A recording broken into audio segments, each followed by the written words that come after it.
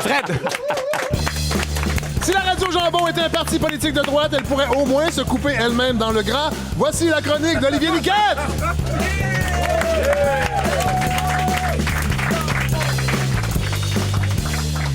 Allez, faites-nous rire avec la vraie radio. Eh bien, les semaines se suivent et se ressemblent sur les radios de Québec puisque c'est encore la fête du PQ et de PKP cette semaine avec toujours le même message. Pierre-Carl Pellado est un politicien de gauche. En effet, pour Jérôme Landry de Radio X, PKP est à gauche parce qu'il n'est pas contre l'intervention de l'État. Et si je me fie à cette logique nuancée, Jérôme Landry, président de la Nordic Nation, est lui aussi à gauche puisqu'il était pour l'intervention de l'État dans la construction du nouveau Colisée. Reste que pour Jeff Fillion aussi, PKP, c'est pas un gars de droite. Faites-moi pas à croire parce que c'est un gars d'affaires qui a pris la business à son père et qui a manqué l'échapper 2 fois. Faites-moi pas à croire qu'il devient systématiquement un gars de droite. La droite, c'est on comprend rien. J'avoue que je suis plus sûr de trop suivre. Là. D'ailleurs, même un intellectuel comme Richard Martineau est perdu et pense que PKP est à droite, point final. C'est un gars qui est économiquement à droite et qui est hyper souverainiste, point final. Pas sûr qu'il est à droite, par exemple, Richard. Il est pas là pour réformer l'État. Je comprends, l'interventionniste de l'État et tout ça. Bon, c'est ce qu'on appelle un point final pas mal lousse. En même temps, c'est vrai que c'est assez compliqué, là, le débat gauche-droite. Ouais. André Arthur, du haut de sa radio de 3e couronne de Québec, lui, il préfère évaluer les politiciens selon des critères beaucoup plus simples. Par exemple, le Dr Barrette, c'est... un gros cave prétentieux qui a décidé que lui connaissait ça, la médecine et la santé. Un gros cave. François Legault, lui... faire un jeu de mots sur le nom du chef, c'est dévaloriser le chef. Et le gars... pour te montrer jusqu'à quel point c'est un cave, a vu ça, puis il a dit « Ouais, t'as une bonne idée, ça! » Un autre cave. OK, puis les libéraux?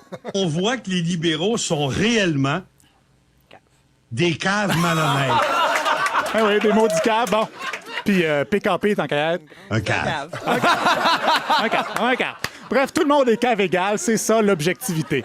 Ce n'est pas le cas de l'émission Tout le monde en parle qui a subi les foudres d'un Dominique Moret de Radio X indigné par le mauvais traitement offert à François Legault. L'attaque cheap fait avec vos taxes par le show le plus écouté au Québec. Tout le monde en parle, c'est une attaque directe contre la CAQ. Ça sera pas comptabilisé, il n'y a pas de gêne, c'est pas grave.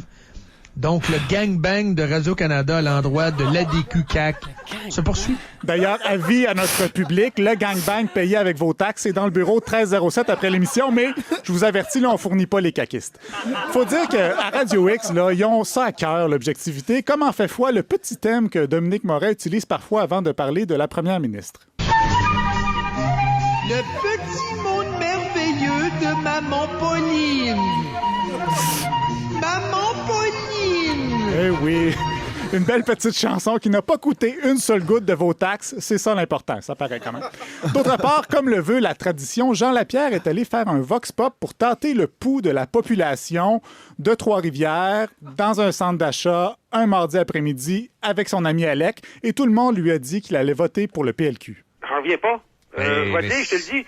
Hier, là, j'étais avec mon ami Alec Castonguay. Oui. On n'en revenait pas. Tout le monde, référendum, séparation. Séparation, référendum. Est-ce à dire que le Parti libéral va rentrer comme dans du beurre? Ben, rappelons-nous du vox pop que Jean Lapierre avait fait aux dernières élections à Brossard, devant un Winners, un mardi après-midi, avec son ami Alec.